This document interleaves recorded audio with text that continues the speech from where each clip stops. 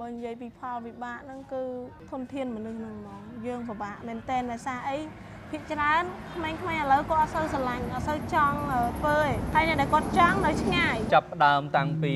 អាជីវកម្មមួយដែលនៅតូចអាជីវកម្មមួយដែលធ្វើខ្លួនឯងរហូតមកដល់ថ្ងៃនេះបងប្អូនឃើញហើយនៅកន្លែងនេះសបញ្ជាក់ឃើញថាបងប្អូនយើងណាក្នុងការដែលពួកគាត់ស្រឡាញ់វប្បធម៌ស្រឡាញ់អ្វីដែលជារបស់ខ្មែរគឺមិនធម្មតាទេ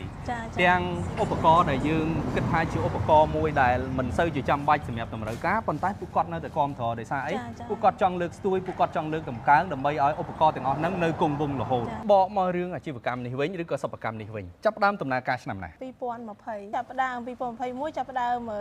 ដំណើរការមកអញ្ចឹង2021ហ្នឹងគឺចាប់ផ្ដើមមកដល់ថ្ងៃនេះ5ឆ្នាំហើយបងមូលហេតុអីបានជាចាប់អារម្មណ៍បង្កើតអាជីវកម្មមួយដែលជាអាជីវកម្មជួយថែរក្សាមរតកសិល្បៈវប្បធម៌ខ្មែរហេតុអីបានជាចាប់អារម្មណ៍លើអាជីវកម្មមួយហ្នឹងពីដំបូងឡើយមកគឺយើងចាប់អារម្មណ៍ដោយសារប្តីរបស់យើងអត់ចេះអ្វីក្រៅពីមុខរបរហ្នឹងទេពេលយើងចាប់ផ្ដើមដំណើរការឃើញ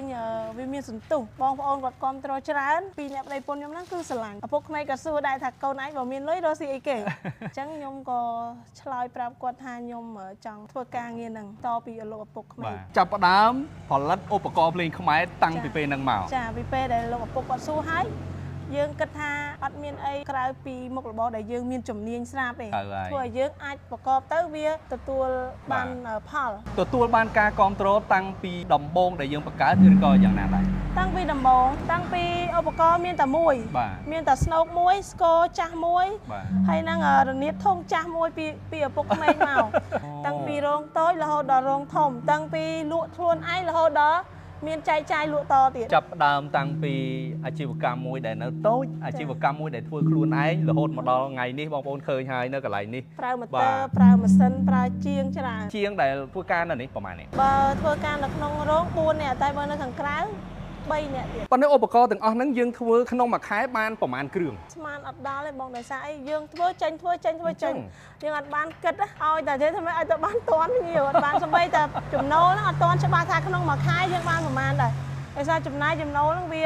វិលជុំតាំងពីបើកអាជីវកម្មមក5ឆ្នាំផ្លាយហ្នឹងមែនទេចាមកដល់សប្តាហ៍ថ្ងៃហ្នឹងលក់ឧបករណ៍ភ្លេងខ្មែរនឹងបានប្រហែលជាប្រហែល100គ្រឿងហើយច្រើនមែនទែនច្រើនដល់ថ្នាក់នឹកអត់ឃើញច្រើនពេកបងដោយសារតែតិន្នន័យយើងអត់ដែរបានសរុបទេដឹងរឿងតែលុយចូលចាមុខរបរហ្នឹងវាមិនមែនថាអត់កើនប្រាក់ចំណូលឲ្យយើងតែធ្វើឲ្យយើងរស់ស្រួលវាមិនមានណាស់ណាប៉ុន្តែធ្វើឲ្យយើងទ្រទ្រង់ជីវភាពយើងបានពាក់ព័ន្ធជាមួយនឹងអ្នកដែលគាត់តម្រូវការវិញតើមានការទទួលការគាំទ្រច្រើនអត់អរគុណដល់ពុកម៉ែបងប្អូននៅទាំងក្នុងប្រទេសក្រៅប្រទេសជាពិសេសកម្ពុជាក្រោមគឺគាត់មានការគាំទ្រមែនទែនបើអត់មានពុកម៉ែបងប្អូនទេខ្ញុំអត់មានថ្ងៃនេះទេនេះសបញ្ជាក់ឃើញថាបងប្អូនយើងណាក្នុងការដែលពួកគាត់ស្រឡាញ់វប្បធម៌ស្រឡាញ់អ្វីដែលជារបស់ខ្មែរគឺមិនធម្មតាទេទាំងឧបករណ៍ដែលយើងគិតថាជាឧបករណ៍មួយដែលមិនសូវជាចាំបាច់សម្រាប់តម្រូវការប៉ុន្តែពួកគាត់នៅតែគាំទ្រដោយសារអីពួកគាត់ចង់លើកស្ទួយពួកគាត់ចង់លើកតម្កើងដើម្បីឲ្យឧបករណ៍ទាំងអស់ហ្នឹងនៅគង់វង្សរហូតអូខេបងមកសាកភេជ្ជៈពើកម្លាំងកម្ពុជាតិចមើលខ្ញុំកោះមិញបានរង្វាន់ទេណាបងនេះបងអាយ៉ានេះបានមកកំប៉ុងទៀតអាយ៉ាមកជូនបងតែម្ដងបងណាបាទមកសាកមើលឆ្ងាញ់ហ៎ឆ្ងាញ់គ្រាប់មាត់ជក់មាត់ឈ្ងុយហ៎ហ្នឹងឥឡូវនិយាយអារម្មណ៍ពិតប្រកបមើលឆ្ងាញ់ឈ្ងុយឆ្ងាញ់ឈ្ងុយហ៎បាទហើយដូចដាក់ទៅដូចមានអារម្មណ៍ថាស្រស់ថ្លាខ្លាំងនេះនិយាយធ្វើការអស់កម្លាំងអញ្ចឹងណាបាទអញ្ចឹងដាក់មកភឹបយកមកដូចមានកម្លាំងហ្មងបងណាហើយពីមុនមកធ្លាប់ពិសាដែលដឹងថាពេជ្ជៈពើកម្លាំងកម្ពុជានឹងក្រុមហ៊ុនខ្មែរក្រុមហ៊ុនបរទេសឬក្រុមហ៊ុនណាអ្នកធ្វើក្រុមហ៊ុនខ្មែរអញ្ចឹងស្គាល់ច្បាស់ហ្មងបងបងពីពេជ្ជៈពើកម្លាំងកម្ពុជាខ្ញុំជូនអាវបងមួយបងណាជូនមួកបងមួយទៀតស្អាតតបងអើយនេះជូនអាវបងមួយ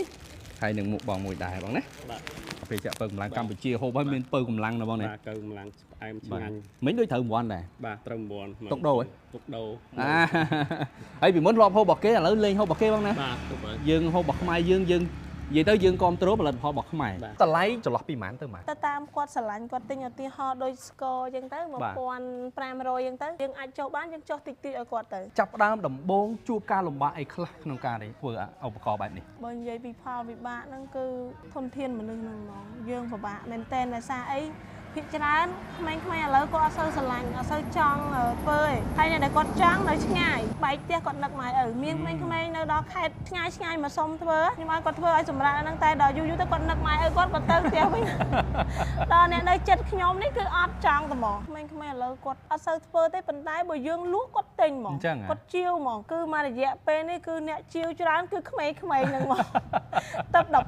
13អាខ្លះទៅ7ឆ្នាំហ្នឹងឲ្យវាយំទាឲ្យម៉ែឪគ្នាមកដល់កន្លែងបងមិនសូវមានក្មេងៗធ្វើប៉ុន្តែគាត់ស្រឡាញ់អញ្ចឹងបានបងអូនចង់សំណូមពរថាបើសិនជាអាចមាននៅតាមសាលាមានឧបករណ៍ភ្លេងខ្មែរ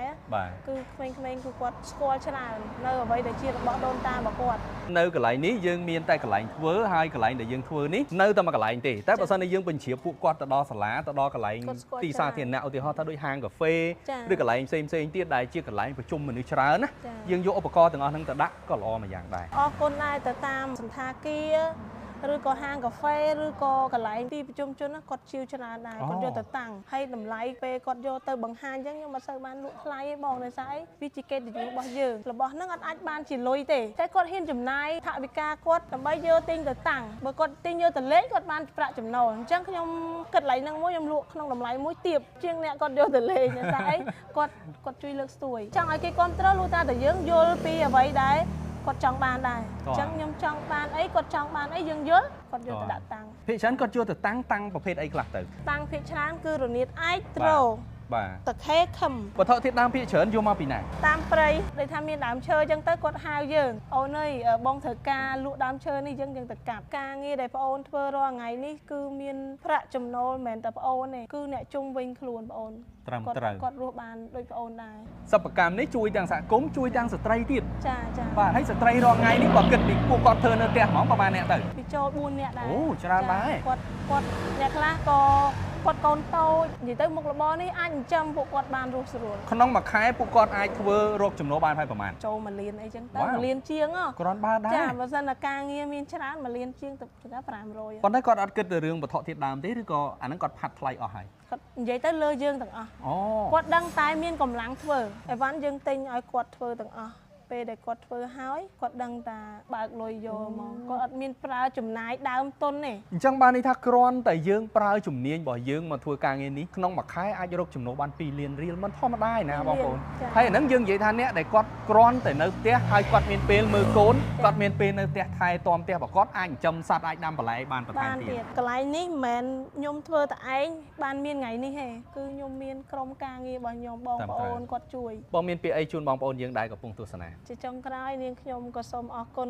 ចំពោះពុកម៉ែបងប្អូនទាំងអស់ទាំងក្នុងប្រទេសនិងក្រៅប្រទេសដែលបានចូលរួមទស្សនានៅកម្មវិធីបងក៏អរគុណបងអរគុណក្រុមការងារដែលបានចុះមកដល់កន្លែងបងប្អូនផ្ទាល់អរគុណពុកម៉ែបងប្អូនដែលចែងតែជួយគ្រប់គ្រងគ្រប់ឧបករណ៍ភ្លេងទាំងអស់ជូនពរឆ្នាំថ្មីឲ្យរកទទួលទានមានសុខភាពល្អទាំងបងទាំងគ្រួសារទាំងអស់ប្រជាជនខ្មែរយើងទាំងអស់គឺសុខសប្បាយទាំងអស់គ្នា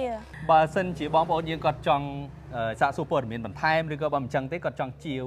ហើយឧបករណ៍ភ្លេងខ្មែរនៅកន្លែងនេះបងមានលេខទូរស័ព្ទអីជូនពួកគាត់ចំពោះលេខទូរស័ព្ទនាងខ្ញុំមាន099 30 7 04 096 26